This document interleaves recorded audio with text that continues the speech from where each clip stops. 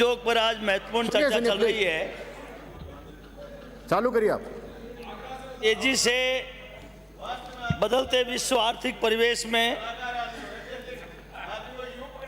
जहां उद्योग भारत और पूरे विश्व में एक लोकप्रिय शब्द बन गया है, आज चौथी औद्योगिक क्रांति से हम गुजर रहे हैं। सुनिए, रोबोटिक्स, संवर्धित वास्तविकता, इंटरनेट ऑफ थिंग्स, ये गतिविधियां महत्वपूर्ण और निर्णायक हो रही हैं। ऐसी परिस्थितियों में हमारे देश को रोजगार सृजन की चुनौती का सामना करना पड़ रहा है। देश में बेरोजगारी दर 46 साल के उच्च स्तर पर 8.5% पर पहुंच गई है। देश के इतिहास में पहली बार ऐसा हुआ, सभापति महोदय, बेरोजगारी दर रिकॉर्ड स्तर पर पहुंच गई है। पिछले कुछ सालों से एक और लोगों को रोजगार मिलने की संख्या में काफ़ी गिरावट आई है। दूसरी ओर कई लोगों को अपनी नौकरी गंवानी पड़ी है। युवाओं को नौकरी ढूंढने में भी नहीं मिल रही है। Centre for monitoring Indian economy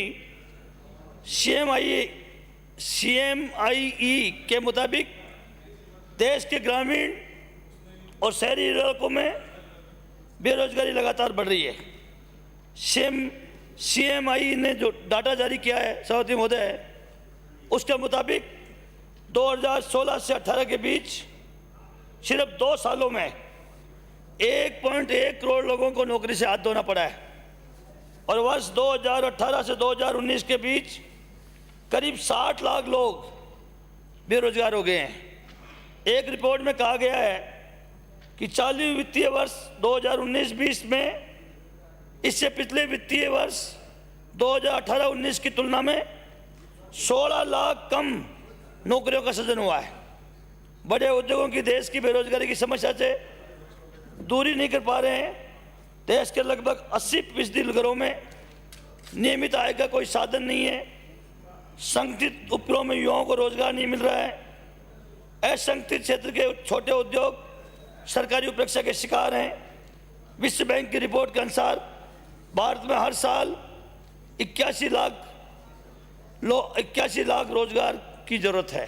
सभापति महोदय, प्रदेश के लोकप्रिय मुख्यमंत्री जी ने इन 3 वर्षों में ऐतिहासिक निर्णय किए हैं। सकारात्मक सोच से औद्योगिक विकास का निवेश, बेरोजगारी उन्मूलन की सर्वोच्च प्राथमिकता रखी है।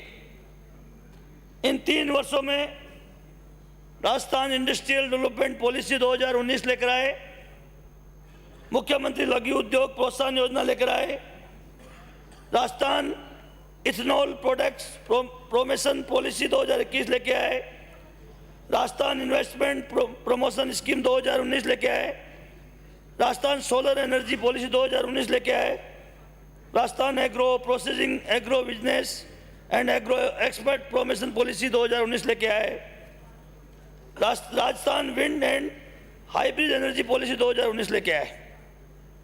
मुख्यमंत्री जी ने ऐतिहासिक फैसला किया, निवेश अनुदान दे पर जमा MST का 75%, रोजगार सृजन अनुदान श्रमिकों के EPF ASI में नियोक्ता के अनुदान को न्यूनतम 50% पुनर्भरण, विद्युत कर में 100% 7% छूट 7 वर्षों के लिए, भूमि कर से 100% छूट 7 वर्षों के लिए, स्टाम्प ड्यूटी से 100% छूट, भूमि रूपांतरण शुल्क में 100% छूट।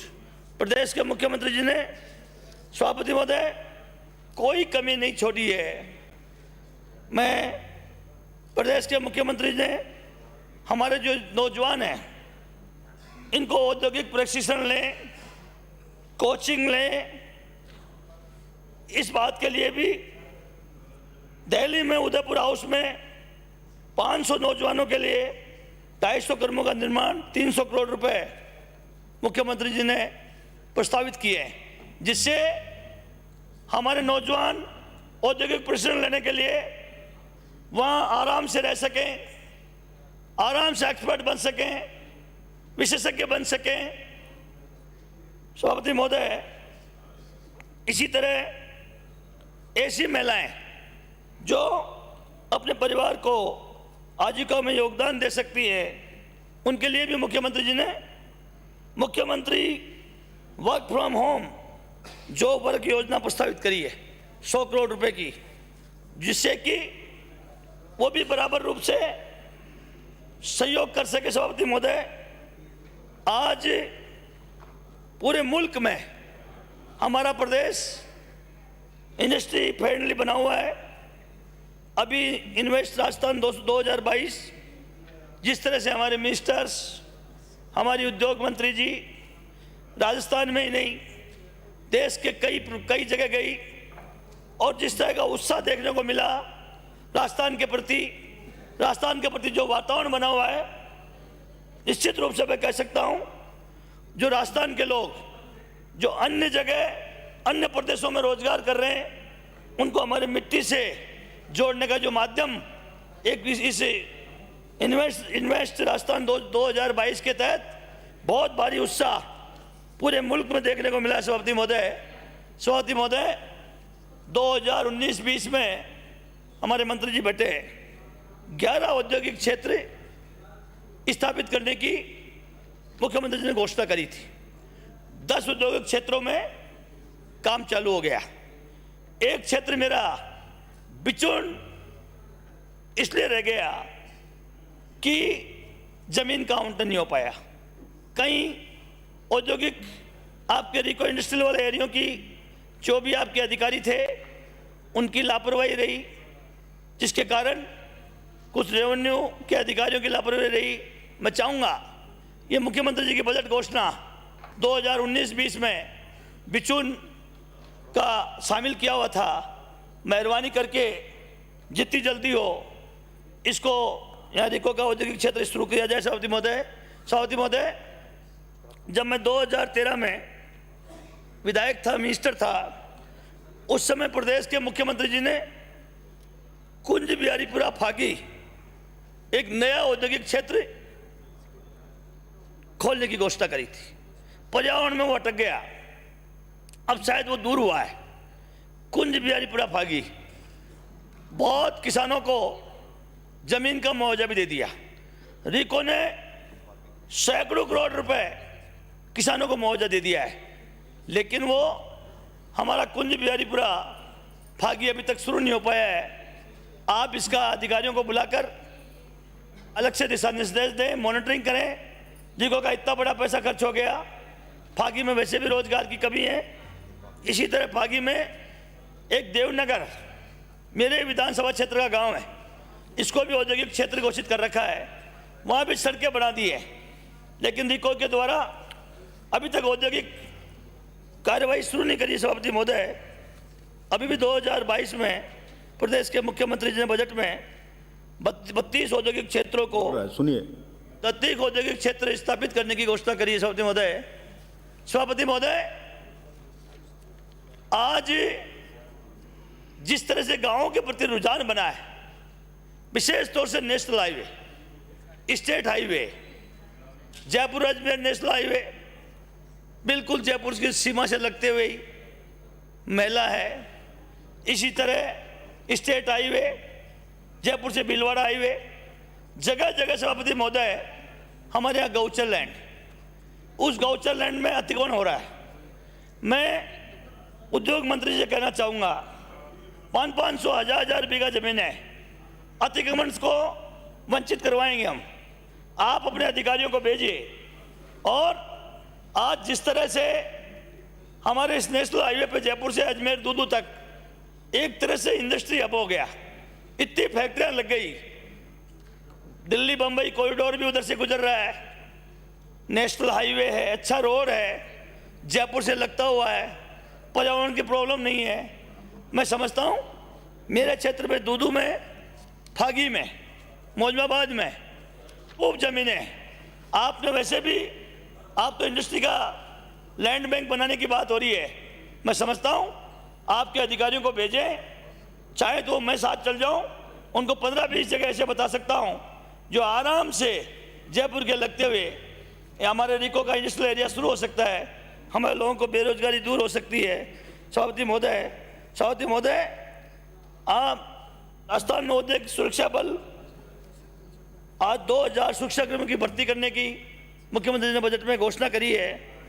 क्योंकि मेरे पूर्व वक्ता बजट के संबंध में खूब बोल चुके हैं, मैं उनको दोहराना नहीं चाहता, लेकिन मैं इतना ही कहना चाहूँगा सभापति महोदय, जिस तरह से मुख्यमंत्री जी ने एक सकारात्मक सोच बना के जो राजस्थान में काम शुरू किया है। हमारे यहाँ अधिकतर लोग, राजस्थान के आज 70% लोग, 60% लोग कृषि पर निर्भर है, और कृषि पे हमारे प्रदेश की सरकार को कृषि आधारित उद्योगों को प्रोत्साहन देने के लिए भरसक प्रयास करने की जरूरत है।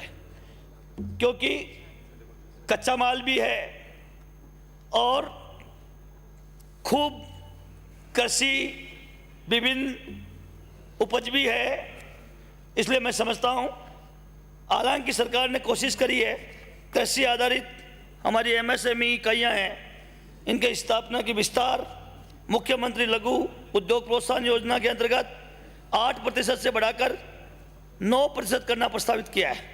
इसी तरह मंडी शुल्क, आवंटन शुल्क की ब्याज माफी योजना 2019 सफल रही। अब इस योजना को 30 सितंबर तक 2022 तक मुख्यमंत्री ने घोषणा करी है। इसलिए निश्चित रूप से इससे भी उत्साह पैदा होगा कृषि आधारित उद्योगों के लिए। सभापति महोदय, हमारे मंडी प्रांगणों में 2010 के पूर्व के व्यापारियों के जो लंबित प्रार्थना पत्र थे, उनको आरक्षित दर पर भूखंड आवंटन किए जाने की मुख्यमंत्री ने घोषणा करी है। मुख्यमंत्री जी ने राज्य के मंडी प्रांगण में आवंटित भूखंडों का निर्माण की अवधि बिना शक्ति 30 सितंबर तक करने की घोषणा करी है, और नवीन मंडियां मिनी फूड पार्क के लिए सरकारी भूमि को निःशुल्क आवंटन करने की भी मुख्यमंत्री ने घोषणा करी है।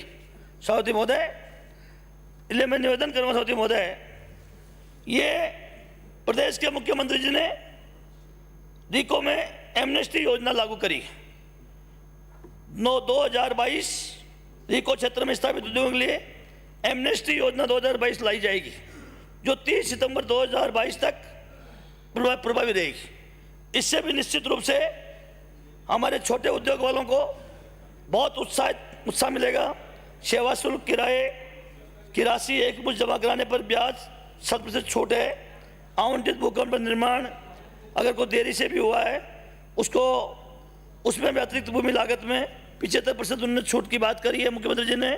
सभापति महोदय, मैं राज्य के जो सर्वगण औद्योगिक विकास के साथ जो वंचित वर्ग है, इनके बारे में चर्चा करना चाहूँगा। सभापति महोदय, इनकी भागीदारी बहुत कम है।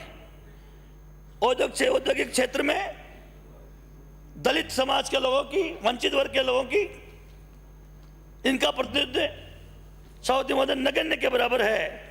मैं निवेदन करूंगा सभापति महोदय, हालांकि प्रदेश के मुख्यमंत्री जी ने प्रयास किया है। उन्होंने डॉक्टर भीमराव अंबेडकर राजस्थान दलित आदिवासी उद्यम प्रोत्साहन योजना 2022 प्रदेश में लागू करने की घोषणा करी है। निश्चित रूप से दलित समाज के लोग इंडस्ट्री से जुड़ेंगे, अपना खुद का व्यवसाय करेंगे, छोटा उद्योग लगाएंगे, और निश्चित रूप से वंचित वर्गों को अपना उद्यम स्थापित करने के लिए सक्षम बनाने के लिए मुख्यमंत्री ने 100 करोड़ रुपए की राशि ट्रेनिंग सेंटर स्थापित करने की घोषणा करी। हमारे लोग जो दलित समाज के लोग हैं, एक्सपर्ट नहीं होते हैं, विशेषज्ञ नहीं होते हैं, विशेषज्ञ नहीं है, जानकार नहीं होने की वजह से एकदम से कॉन्फिडेंस नहीं आता है। लेकिन मुख्यमंत्री जी ने उन्होंने ट्रेनिंग सेंटर अलग से स्थापित करने की घोषणा करी है। उस ट्रेनिंग सेंटर में वो विशेषज्ञ बनेंगे, प्रशिक्षण लेंगे, तो निश्चित रूप से हमारे लोगों का उद्योगों की ओर प्रोत्साहन होगा। सभापति महोदय, प्रदेश के मुख्यमंत्री जी ने जो रुको के औद्योगिक क्षेत्र थे, ये 2000 मीटर तक पहले प्रावधान किया हुआ था। मैं धन्यवाद देना चाहूँगा प्रदेश के मुख्यमंत्री जी को। अब उन्होंने इससे बढ़ाकर 2000 से 4000 कर दिया। सभापति महोदय, इसी तरह आरक्षण के रिको में बढ़ाया है, 5 से 6% आरक्षण किया है। मैं निवेदन करना चाहूँगा सभापति महोदय, मैंने मंत्री महोदय से एक बार व्यक्ति से भी निवेदन किया था, हर बार जब भी 3 साल से ये हाउस चल रहा है, मैं हर बार इस बात को उठा रहा हूं सभापति महोदय कि रिको में SC ST का जो आरक्षण है पहले 4% था, आपने 5 से 6% कर दिया। पहले 2000 वर्ग मीटर तक था, आपने बढ़ाकर 4000 वर्ग मीटर कर दिया। लेकिन सभापति महोदय 5 से 6% में सामान्य महिला को जोड़ दिया है। मुझे तकलीफ हो रही है, जब सामान्य महिला को जोड़ दिया है तो मुझे कहते हैं कोई अतिशयोक्ति नहीं है, यह बहुत बड़ी साजिश है दलितों के खिलाफ। यह एक तरह से हमारे आरक्षण को खत्म करने का काम किया है। यह जिसने भी किया है आरक्षण को खत्म करने का काम किया है। जब सामान्य महिला को जोड़ दिया है SC ST के साथ में, तो सामान्य महिला हर घर, चाहे पुरुष लगाए चाहे महिला लगाए, हम कहां से प्रतियोगिता करेंगे? हम चमन में पढ़ने वाले लोग, हम मजदूरी करने वाले लोग, रोज मजदूरी पर जाने वाले लोग, अब पढ़ लिख कर, बहुत मुश्किल से पढ़ लिख कर आज इस स्थिति में आए हैं, और इसके बाद में हमें खड़ा कर दिया, सामान्य महिला हमारे साथ डाल दी। मेरा सख्त विरोध है। मैं निंदा करता हूं आपके उद्योग विभाग और रिको विभाग की। ये जो निर्णय किया है वो वापस लिया जाए और प्रदेश के मुख्यमंत्री की आवाज पहुंचनी चाहिए। ये बहुत बड़ा अन्याय किया सभापति महोदय। इसलिए मैं निवेदन करूंगा, मेरी बहन से मेरी बात हुई थी, कैसे आपके हाथ से फाइल निकल गई, आप दोबारा बुलाइए, आप मिनिस्टर हैं, आप हेड ऑफ डिपार्टमेंट हैं, रिको के लोगों को तलब करिए।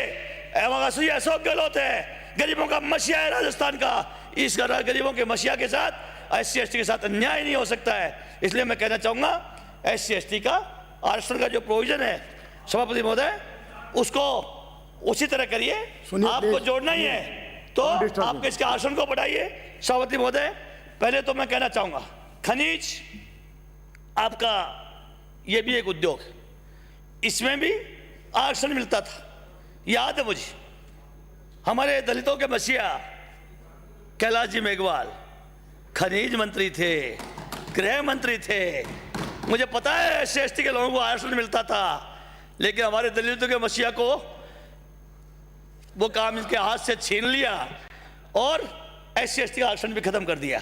इसलिए मैं चाहूंगा उद्योग मंत्री जी, इन माइंस में आप SC ST का आरक्षण करिए। अगर SC ST का आरक्षण करेंगे, हमारे लोग भी सपने बनाएंगे खनिज का काम करने का, खाने चलाने का। हमारे लोग भी साथ मालिक बनने का सपना बनाएंगे। इसलिए मैं कहना चाहूंगा सभापति महोदय, इसमें भी हमें ध्यान देने की आवश्यकता है। सभापति महोदय, कृपया आप कंक्लूड करें प्लीज। सभापति महोदय, मुझे जो टाइम दिया उसमें आधा ही नहीं हुआ, मुझे 30 मिनट दिया सभापति महोदय।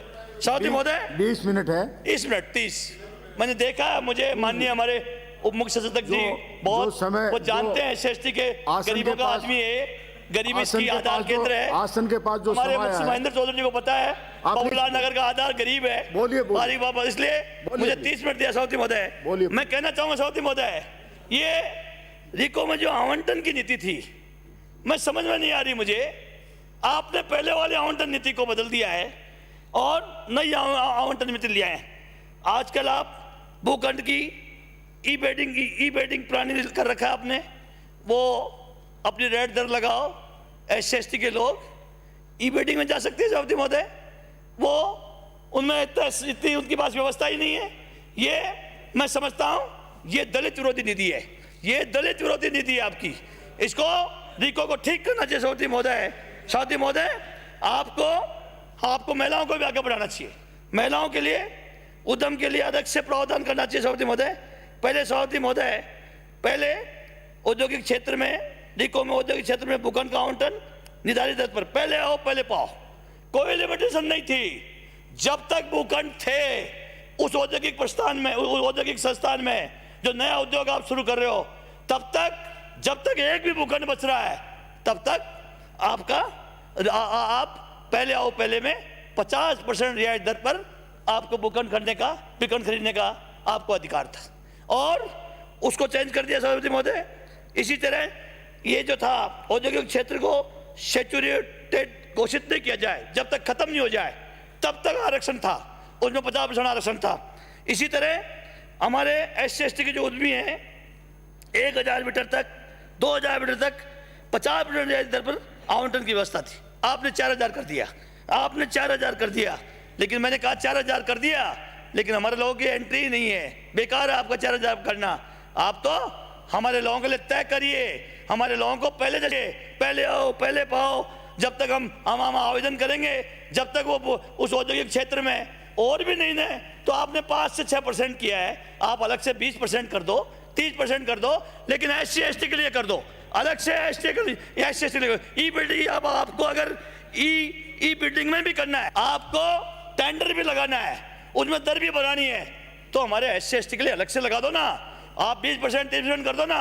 हम तो वैसे ही 17% और 13% हैं। अगर हमारे संख्या के जनसंख्या के आधार पर भी आप आरक्षण दो, तो हमारा आरक्षण पड़ता है 34-35% आरक्षण पड़ता है, और आप 5 से 6%। ये अशोक गहलोत के राज में नहीं हो सकता। इसलिए मैं कहूँगा, आप देखना, आप गरीबों की, आप अच्छी मंत्री हैं, आप बहुत जोशीली मंत्री हैं, आप गरीब के दर्द को समझती हैं। आप मुख्यमंत्री जी को बताना कि ऐसे लोग बैठे हैं, ऐसे लोग बैठे हैं जो आपको गरीबों को नुकसान करना चाहते हैं। इसलिए सभापति महोदय, मैं निवेदन करना सभापति महोदय, माननीय सदस्य महोदय, कृपया 2 मिनट में कंक्लूड करें। अच्छा 2 मिनट में करूँ सभापति महोदय। सभापति महोदय, मैं एक बात कहना चाहूँगा, ये जो औद्योगिक क्षेत्र का सभापति मामला है सभापति महोदय, राज्य में हैंडलूम टेक्सटाइल उद्योग, इसकी बहुत बड़ी संभावना है। हमारे यहाँ हमारा हैंडलूम है, ये विदेशों तक विख्यात है। टेक्सटाइल्स के सेम कपास आधारित टेक्सटाइल्स पर विशेष बल दिया जाना चाहिए। राज्य में सर्वाधिक कपास ऊन उत्पादित होती है, ऊन हमारे प्रदेश में, और विकास के लिए राज्य सरकार से पृथक योजनाएं बनाएं। कुछ योजनाएं प्रारंभ करने का सुझाव देता हूं। कमजोर एवं लो एंड पावरफुल इकाइयों एवं हाथ करघा इकाइयों में सेमी ऑटोमेटिक लूम्स में परिवर्तित करने हेतु इन पर विनियोजन पर 25% कैपिटल सब्सिडी दी जानी चाहिए।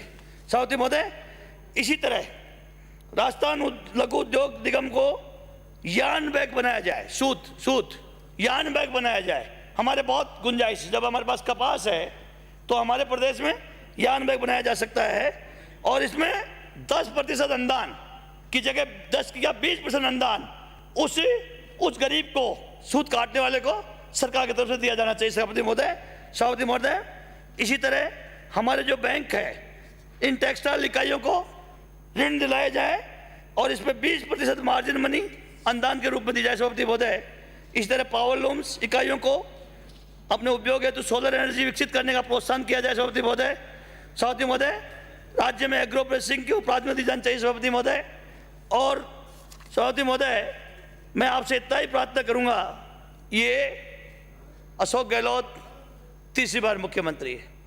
3 बार मुख्यमंत्री में जितनी बार भी बजट पेश किए हैं, उनका आधार है गरीब आम आदमी। ये हो नहीं सकता गरीब और आम आदमी अशोक गहलोत के राज में वंचित हो जाए। इसलिए मैं चाहूंगा, आप मेरी प्रार्थना वहां तक पहुंचाना। मैं जानता हूं उनको, पहचानता हूं उनको, उनकी आत्मा को समझता हूं।